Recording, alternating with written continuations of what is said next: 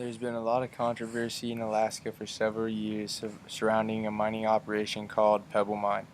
Foreign mining companies Northern Dynasty Minerals and Anglo American plan to create one of the world's largest mining operations at Pebble Valley in the heart of Bristol Bay.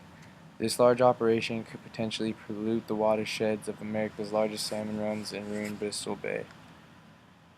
In 2001, a Canadian company, Northern Dynasty, purchased 186 miles in southwest Alaska near Bristol Bay, just north of Lake Iliamna. In 2007, Northern Dynasty partnered with Anglo American, forming the Pebble Partnership. Since then, Pebble Partnership has been doing everything they can to mine billions of dollars worth of gold, copper, and molybdenum out of the Pebble Valley. Pebble plans to make the world's largest open pit mine in the world and make 4 very large dams to hold the mine's waste and pollution. This mining operation would build roads and a pipeline that would stretch across Lake Iliamna to the Cook Inlet. The mine has a life of about 25 to 75 years, and though Pebble Partnership claims to restore whatever damage they do, the dams in the mine pit will remain there and must be maintained forever. The proposed mine site is in the worst possible location.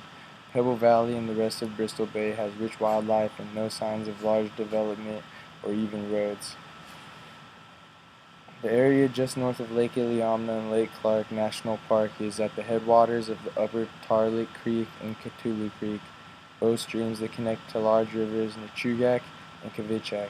The Chugach and Kvichak are two of the world's largest salmon runs and are very important to the surrounding communities and environment. Not only are the salmon in danger of being poisoned, but trout, northern pike, and also many other different species of fish swim through these same streams. These salmon and other fish are also food for different species of waterfowl, including swans, bald eagles, cranes, geese, and other animals such as grizzly bear harbor seals, and beluga whales, sea otters, and many more. Many of these animals in the area are protected by the Endangered Species Act and the Marine Mammal Protection Act. The foreign developers at Pebble Mine have a specific plan.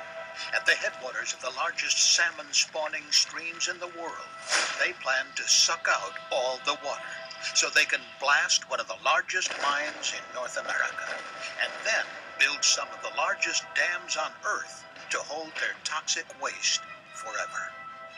They get the gold, Alaskans get the toxic waste. It's time to stop the Pebble Mine.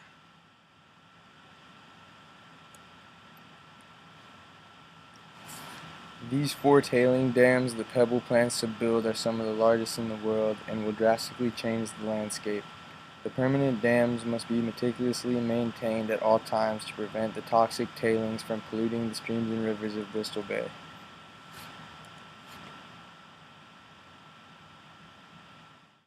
Not only is the proposed area in a very rich area of wildlife, but it's also on a dangerous spot where the Pacific tectonic plate and the North American tectonic plate meet.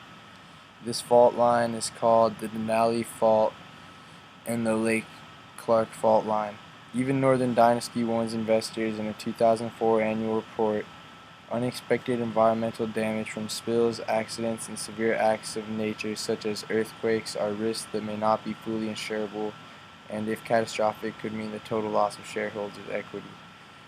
And if such a disaster were to occur, it would be the total loss of much more than the shareholders' equity. It would also be the loss of the salmon-filled waters of Bristol Bay.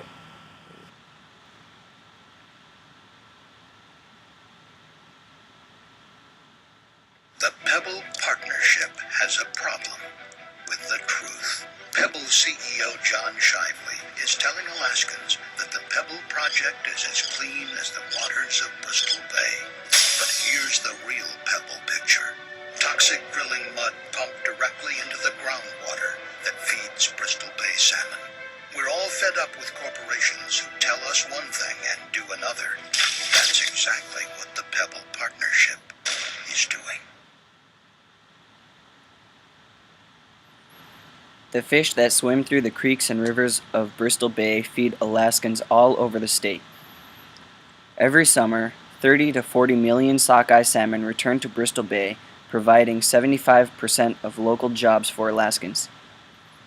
Residents of the Bristol Bay region and other areas also collect fish through the summer for storage to last through the winter season. Inupiaq, Inuit, Yupik, and many other tribes rely on the fish and wild animals to feed their families year-round.